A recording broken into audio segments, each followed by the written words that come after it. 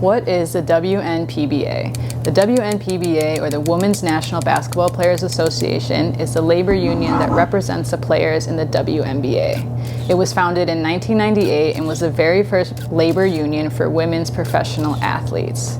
It was established after the league's second season and in response to player concerns about salaries and benefits.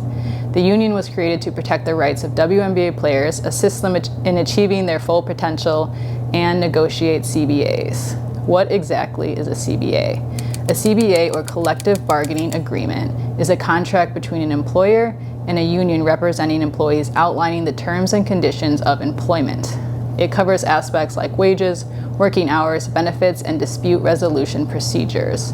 Essentially, it is a legally binding agreement that defines the relationship between the employer and the unionized workforce. And this is a definition for all united workforces, by the way, not just the WNBA union. Negotiations are currently underway for the 2026 season, with the existing CBA set to expire on October 31st of this year. Now, let's get into some history and financial details around the league, the union, and the NBA's involvement. The WNBA has operated at a financial loss or deficit since it was founded in 1996, and the NBA has subsidized the WNBA since its inception. Here's what that really means. The league's operational costs, salaries, travel, marketing, arena rentals, have exceeded its revenue, ticket sales, sponsorship, and broadcasting rights. In 2024, losses range from 40 to 50 million, despite the huge growth in revenue last year. That just means the league spent more money than money it was bringing in, and NBA and corporate partners have been covering the WNBA's losses. A quick example of how the WNBA is still in the negative after the exponential growth last year was that a new $50 million charter program was introduced to the W in 2024, which is a hefty expense or loss that didn't exist prior to last year. And this was approved by the league before the league was even considered profitable. During the transition phase, as the W gets closer to profitability, keeping expenses under control is key from a business standpoint. Businesses starting and operating at a deficit with subsidies is very common in the business world, and the WNBA is no different. Now, we know the WNBA is much younger than the NBA. The WNBA is 29 years old. 29? And the NBA is 79 years old. Damn! So the NBA is 50 years or half a century older.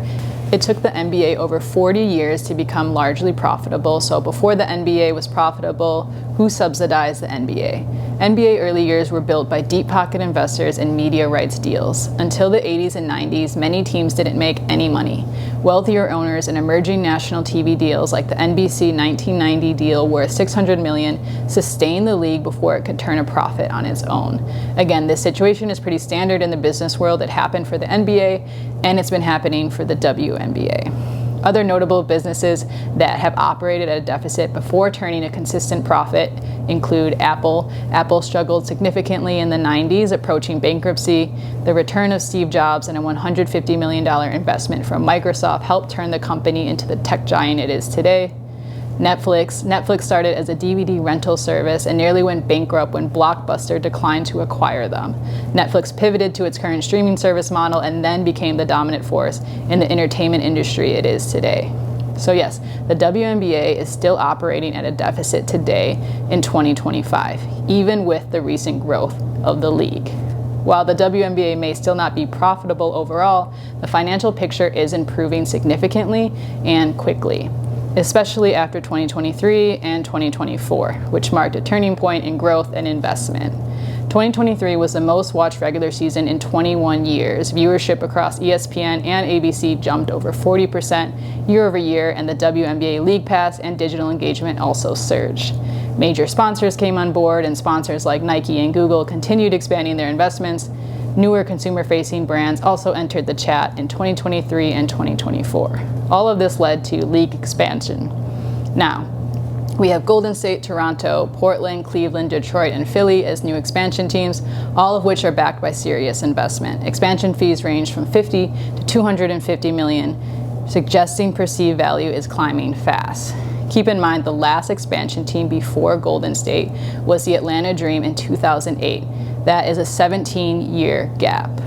The WNBA's next media rights deal is set to begin very soon and is significantly more lucrative, $2.2 billion over 11 years to be exact, and is similar to the NBA's own media windfall for the first time.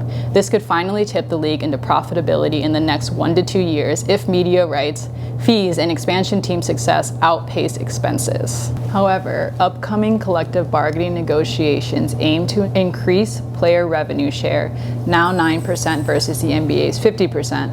Higher salaries for players could offset these media gains. Is it making sense why league executives are against raising players' revenue share when it is literally their job to make the league profitable? Not to mention their salaries, raises, and bonuses are dependent on them accomplishing this. Their money is very much affected by this as well, by the negotiation outcomes. Now, let's get back into the current CBA negotiations. A significant reason these negotiations with the league and the union are so complex is that the league currently keeps its accounting opaque or unclear, which is a strategic business move by executives. There is something in the business world called voodoo or tax influence accounting. This is when businesses understate profits for tax reasons and or to justify limiting pay increases. Basically, this is a strategic financial move by a lot of businesses so that they are taxed less since their profits are unclear and they might be underreporting them. This is also a tactic used to pay workers less if no one actually knows how much money the company is making. The lack of transparency into the league accounting purposely makes it harder for the workers, aka the players, to understand how much they actually deserve based on the actual numbers. The NBA accounting also used to be kept hush-hush until they were literally forced to be transparent from things like player lockouts. Yes, the NBA has had 3 lockouts in its lifetime. They occurred in 1995, 1998, and 2011. The primary issues in the labor disputes with the NBA were salary cap system, individual players' salary limits, and player benefits. Any of this sounding super familiar? So forcing the transparency of the accounting would actually be a huge step forward for player revenue share increases. Opaque profit loss accounting and this restricted transparency makes it unclear if losses are real or a strategic business move. Now, if I was to look at this from an emotional standpoint, I would say give the players all the money, give them 100%, that would be my emotional perspective. However, if I were to put that aside and look at this solely from a business perspective, it is not actually likely WNBA players will get the same 50% of revenue share that NBA players get today because the WNBA's financial position is still in the red. Therefore, I believe the negotiations will land somewhere between the current 9% and the 50% NBA players get today.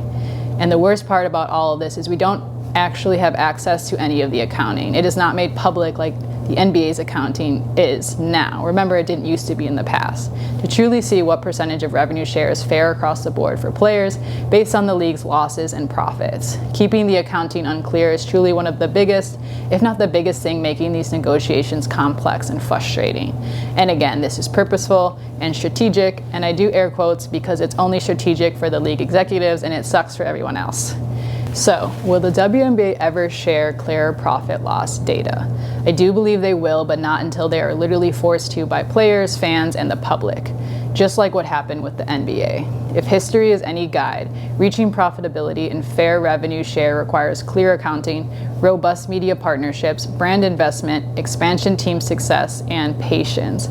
Just like the NBA accomplished years ago, the WNBA can get to a better place over a reasonable amount of time.